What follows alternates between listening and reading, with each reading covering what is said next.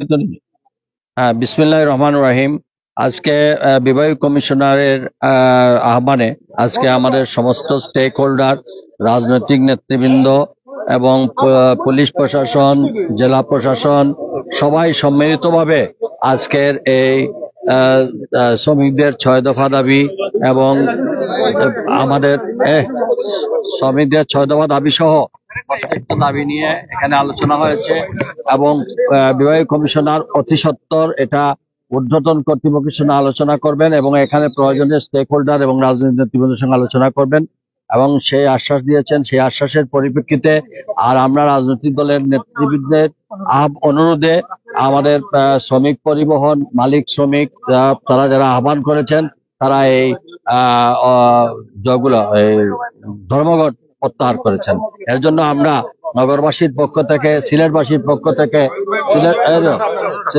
পক্ষ থেকে আমরা পরিবহন শ্রমিক মালিক তথা এই সংশ্লিষ্ট সকলকে, আমি সকল রাজনৈতিক দলের নেতৃবৃন্দের পক্ষ থেকে এবং সিলেটের আপামর জনগণের পক্ষ থেকে তাদেরকে ধন্যবাদ এবং প্রশাসনকে ত্বরিত গতিতে তারা সিদ্ধান্ত নেওয়ার জন্য প্রশাসনকেও ধন্যবাদ।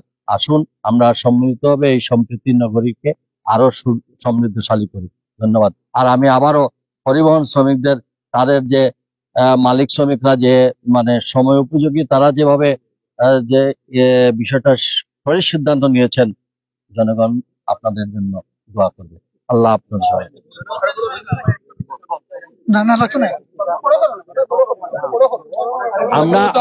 আমরা সব বিষয়ে সবাই মিলে আলোচনা করেছি।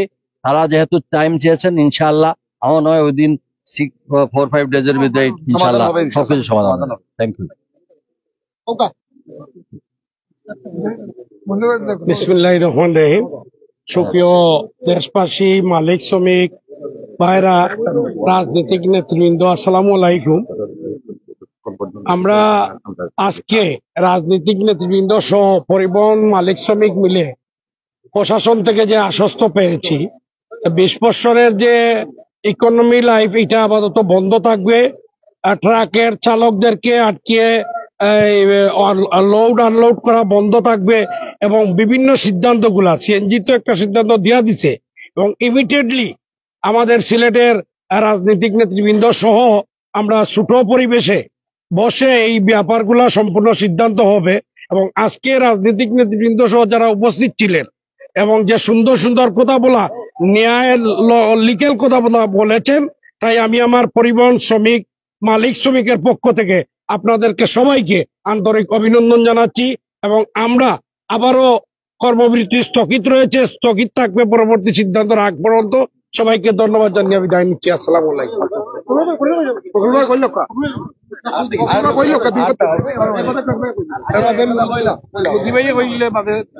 আমরা আসলে খুবই কৃতজ্ঞ পরিবহন মালিক শ্রমিক এবং পাথর ব্যবসায়ী শ্রমিক যারা আজকে আসছিলেন।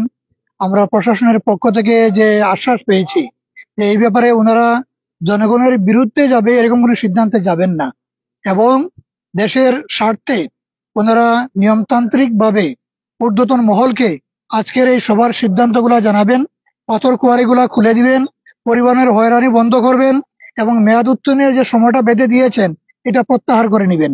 আমরা আশা করব এই বিষয়ে যথাযথ ব্যবস্থা গ্রহণ করবেন।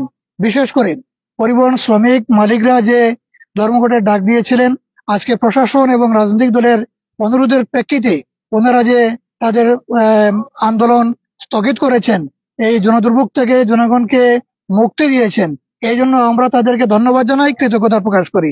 আর এর সাথে আমরা আগামীতেও আশা করি যে কোনো কঠিন পরিস্থিতিতে আমরা একসাথে বসে সমাধান করতে পারবো এবং এইটা নিয়ে কোনো ধরনের যেন কেউ রাজনৈতিক ফায়দা হাসিল করতে না পারে সে ব্যাপারে আমরা সজাগ দৃষ্টি রাখবো ইনশাআল্লাহ।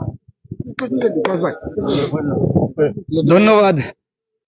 আজকে এখানে বাস, মিনি বাস সহ আমাদের পাথর শ্রমিক সহ আমাদের মেহনতি মানুষের প্রতিনিধিরা উপস্থিত ছিলেন এবং প্রশাসনের সর্বোচ্চ পর্যায়ের নেতৃবৃন্দ সহ আজকে যে সিদ্ধান্তগুলো এসেছে, একটি কথা আমার খুব ভালো লেগেছে। আমাদের বিভাগীয় কমিশনার বলেছেন যে মানুষ ক্ষুধার্ত রেখে রাষ্ট্র নীরব থাকতে পারে না।